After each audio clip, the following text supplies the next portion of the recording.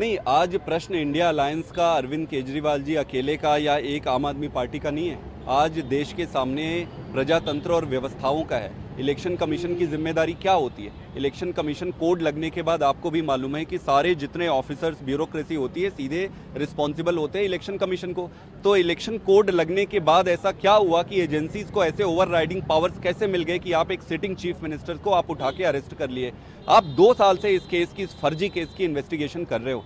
2 साल से, 2 साल से नेता जो है जेल में आप डाल रखे हो। आपको एक रत्ती भर भी सबूत नहीं मिला। अब जब चुनाव आया है, तो इनका एक ही मकसद था कि केजरीवाल को कैसे चुनाव से अलग रखा जाए, और उन्होंने यही किया है।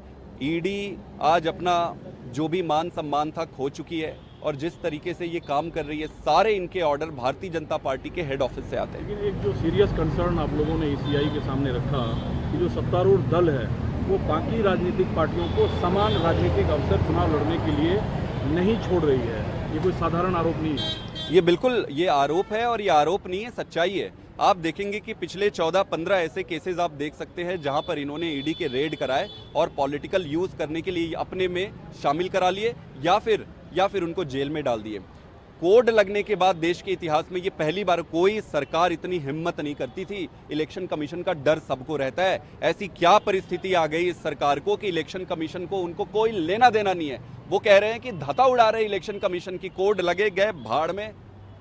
कोड का क्या होता है? भारतीय जनता पार्टी कह रही है भारत के इतिहास में कभी नहीं हुआ है। हम आज इलेक्शन कमीशन से मिलके उनके दायित्वों का उनसे निवेदन किया कि आप अपनी ताकत पहचानिए, आपकी जिम्मेदारी बनती है, देश आपसे प्रश्न पूछेगा।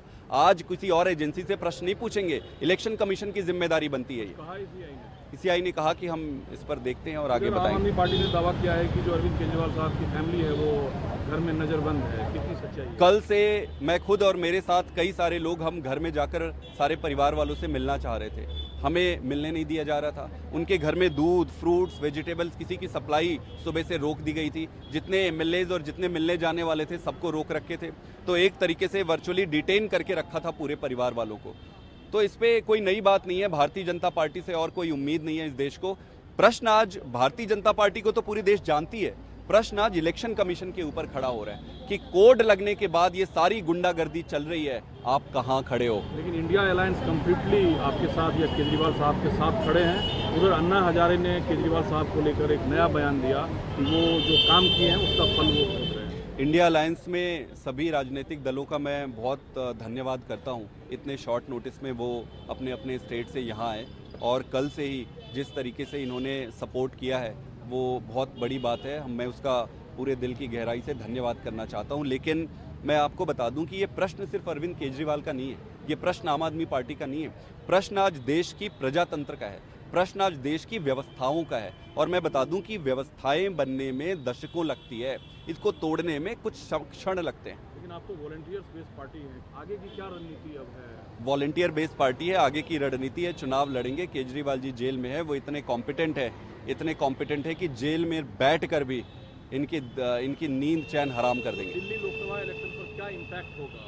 क्या हरियाणा की बात? दिल्ली लोकसभा इलेक्शन में, बाकी सब जगह की इलेक्शन में जितने वोट पड़ने वाले थे उससे ज़्यादा वोट पड़ेंगे भारतीय जनता की पार्टी। जितने भी पंडित हैं, जो भी कैलकुलेट करते हैं, उन्होंने सबको पढ़ा होगा, केजरीवाल को कोई पढ़ नहीं सकता है। आज जो उन्होंने उनको जेल में डाला है, उससे आम आदमी पार्टी को जनता और प्यार ज़्यादा सपोर्ट करेगी, आगे बढ़कर आएंगी और इनको अपना असलियत सामने आएगा।